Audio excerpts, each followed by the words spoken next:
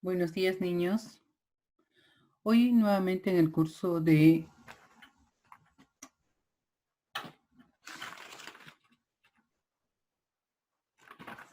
Ciencia y Ambiente trataremos el tema efectos de la contaminación del agua.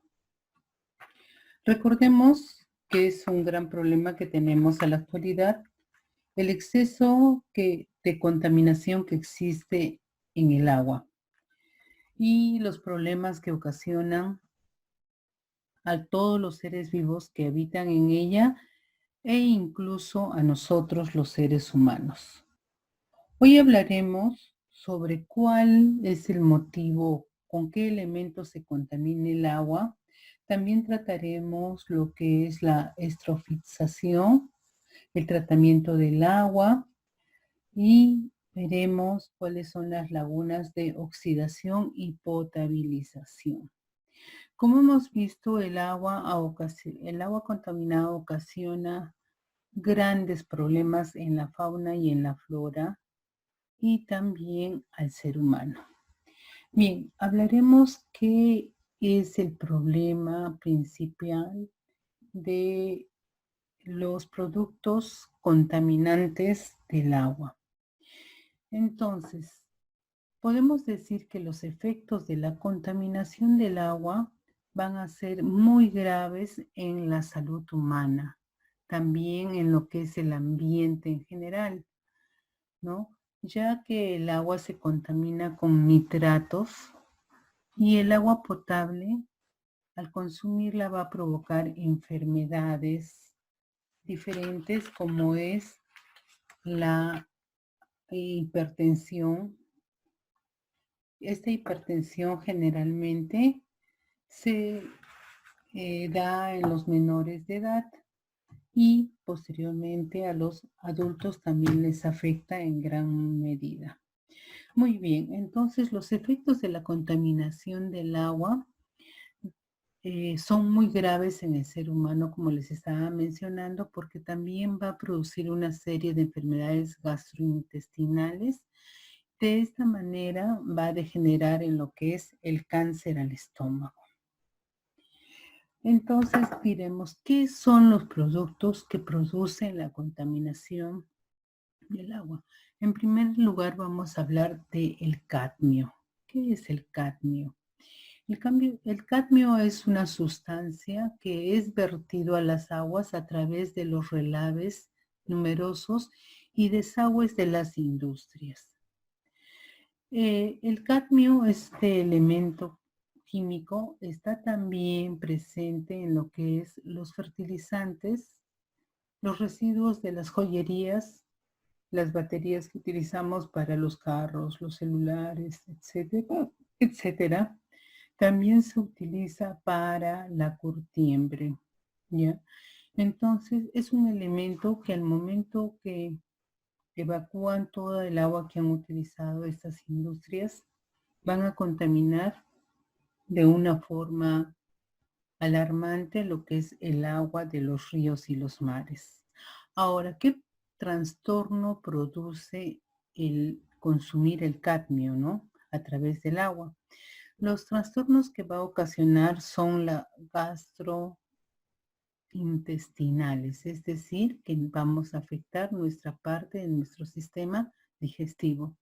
También afecta a lo que es los pulmones, los riñones y también los huesos, es decir, que va a descalcificar a la persona. ¿Y cómo llega a nuestro organismo? Llega a través de los alimentos que han sido regados con estas aguas contaminadas de cadmio. Otro de los productos contaminantes del agua es el mercurio. El mercurio proviene de qué? De las pilas, de las fotos, de las pinturas y de lo que hacen los relaves, las minerías. El daño principal que ocasiona el mercurio es que se producen mutaciones genéticas y problemas fisiológicos. A través del estudio que se ha hecho, el mercurio es también un producto altamente contaminante y va a hacer que se degenere las personas en su parte interna, es decir, en su genética, en su ADN. Este mercurio es vertido también de la misma forma que el cadmio por medio de el uso de la industria y van a evacuar las aguas a los ríos y también van a llegar a los mares. Otro de los productos que tenemos es el plomo. El plomo es un metal pesado que es utilizado en aditivos para la gasolina y las pinturas. ¿Qué nos va a producir el plomo? El plomo nos va a producir aberraciones cromosomáticas, quiere decir que va a transformar el ADN de las personas y por lo tanto va a afectar también en lo que es la inteligencia de los niños, sobre todo, ¿no? Entonces vemos cuán peligrosa es la contaminación del agua. Ahora hablaremos de los efectos de la eutrofización. ¿Qué son los efectos de la eutrofización? Bien. Este es un tipo de contaminación que se produce generalmente en los lagos. ¿Cómo así? El agua se enriquece de materia artificial, es decir, con nutrientes que van a producir el crecimiento de plantas anormales. Estas plantas anormales van a crecer en el agua, por lo tanto van a ser plantas acuáticas. Estas plantas al crecer van a hacer que se agote el oxígeno en el agua más profunda y se va a ir produciendo la muerte de la fauna acuática. Entonces, al pasar y transcurrir el tiempo, este lago o laguna se va a convertir en un pantano sin vida. Entonces, esto es lo que produce también la contaminación del agua. Así como se contamina el agua, también se busca ciertas soluciones y por lo tanto se produce el tratamiento del agua. Como podemos ver, hay unas pozas que se hacen para tratar el agua. Este tratamiento se hace durante el ciclo hidrológico del agua. Nosotros ya conocemos el ciclo hidrológico del agua. Es cuando se evapora y a causa del calor el agua se va a calentar y se va a evaporar y va a subir en forma de vapor dejando los minerales y otras sustancias disueltas en ella. ¿Qué va a suceder? Después de esto, sabemos bien que una vez que el agua se ha condensado, luego se va a precipitar. Entonces va a producirse la lluvia. Esta agua nuevamente va a ser incorporada al suelo por medio de todas las capas de la tierra, la arena, las rocas. Entonces, ¿qué va a pasar? El agua se va a purificar. Sin embargo, en los ríos y en los mares, recordemos que viven bacterias que se alimentan de los residuos y van a transformar estos residuos en compuestos más sencillos que no causen daño.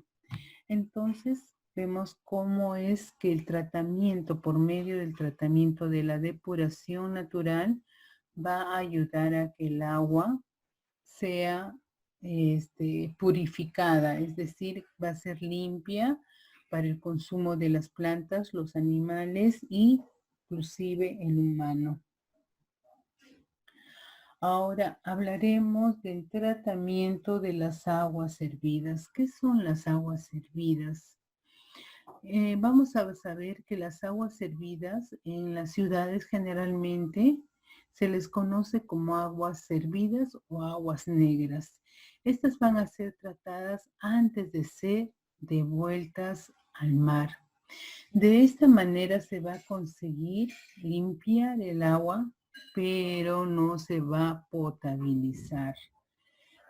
¿Por qué digo que no se va a potabilizar? Porque esta agua no se va poder consumir los humanos, no está totalmente limpia.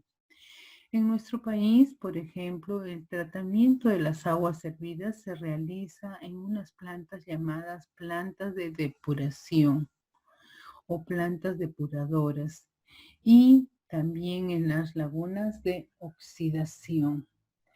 Ahora veremos qué es una laguna de oxidación. Una laguna de oxidación es como la que ustedes están apreciando en la imagen. Es donde el agua se va a depurar en forma natural.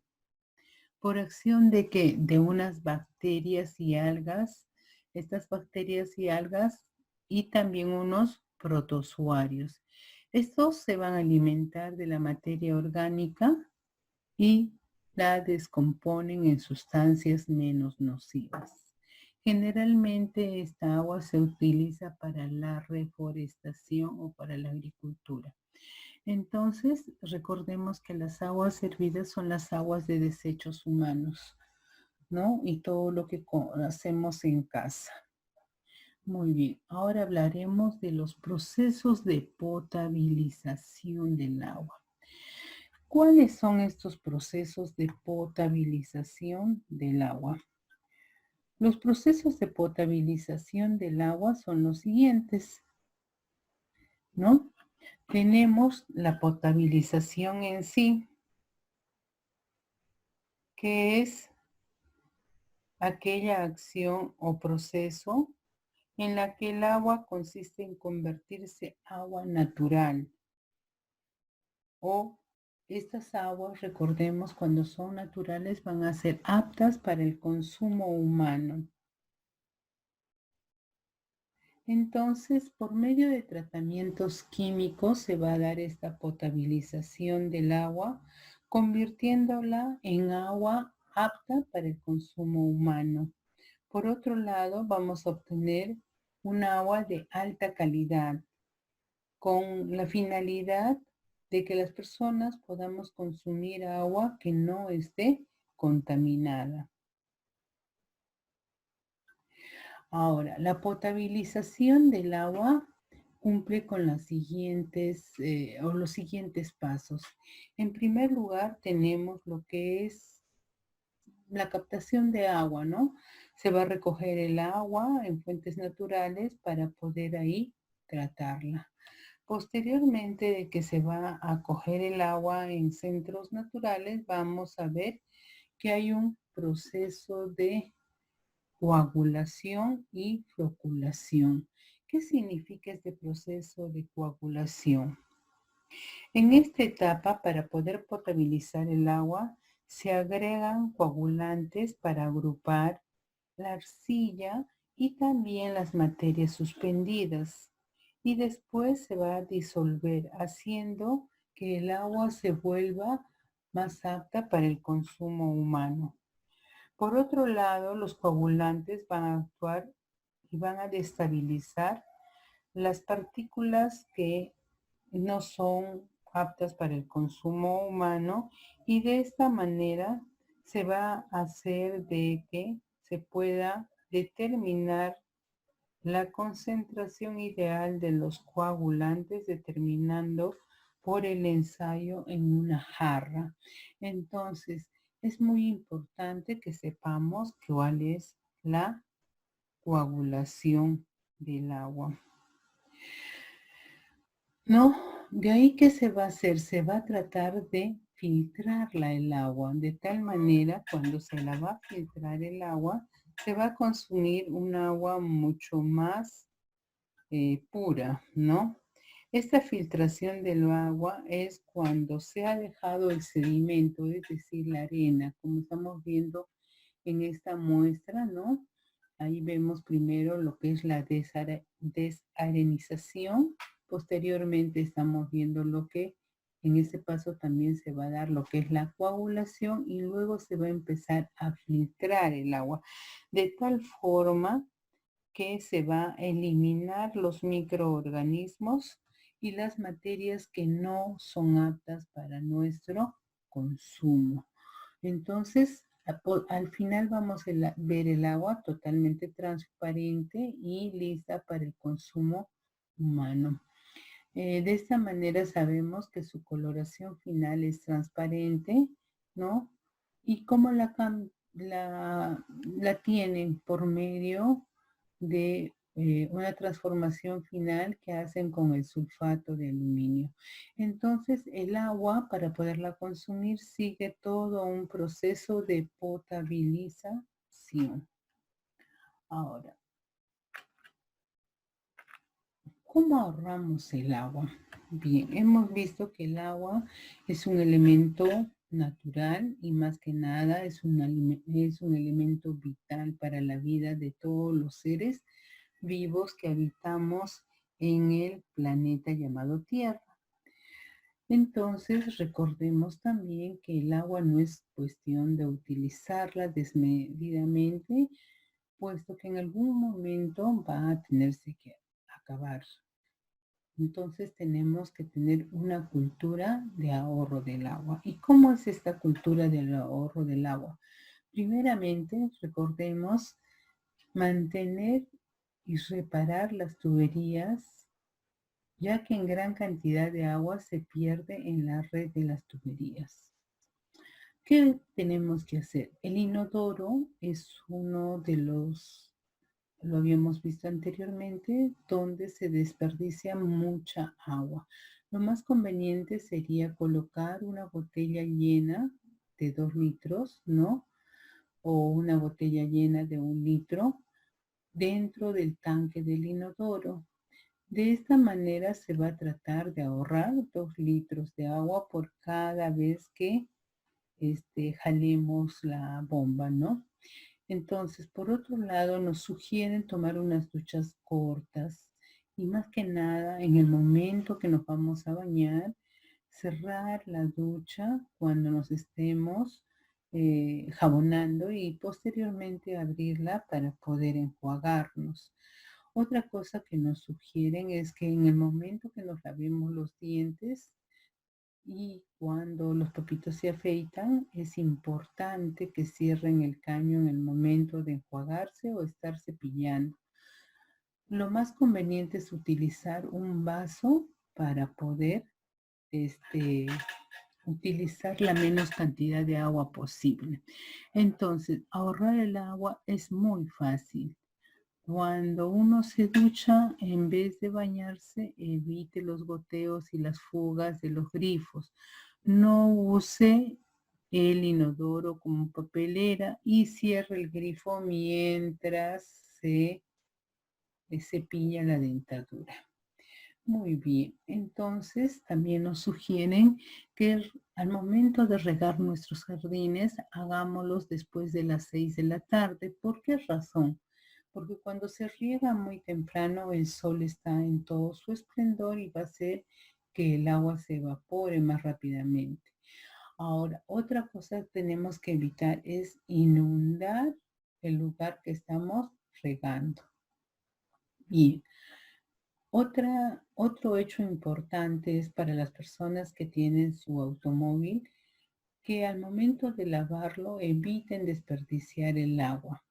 Entonces, aquí tenemos 5 consejos muy importantes para poder cuidar o evitar gastos excesivos del agua. En primer lugar, cerrar la llave mientras te estás enjabonando las manos o te cepilles los dientes. Segundo, enjuaga los platos todos juntos. Tercer lugar, usa la ducha luego ducha en lugar de bañera. Es muy importante porque en la bañera se utiliza mucha más cantidad de agua. Para regar las plantas sería necesario en lo posible aprovechar la lluvia, ¿no? Y lavar el auto con una cubeta y no con una manguera. Muy bien. Ahora, unos consejos prácticos que nos dan, que son similares a los demás, ¿no? Cuando nos bañemos, utilicemos la ducha, no, también cuando lavemos, tratemos de que el agua sea reutilizada, porque se hace se evita de esta manera un consumo alto del agua. Evitar regar las plantas de una forma que se rebalse el agua en las macetas. Tratar de regar las plantas en un horario adecuado. Después, hay que tratar de mantener las piscinas cerradas o cubiertas, pues de esa manera se va a evitar la evaporación. Otra cosa, al lavar los alimentos, hay que lavarlos de una forma adecuada en la cual no desperdiciemos el agua. No olvidarse que es muy importante cepillarse los dientes con un vaso de agua y no con el caño abierto. Entonces tenemos que recordar que es muy importante tener una buena costumbre sobre el ahorro del agua. Bueno, chicos, espero que haya sido este tema muy importante y que lo pongan en práctica y recuerden que el agua es esencial para la vida de los seres vivos, las plantas y los animales. Hasta pronto y que Dios los bendiga.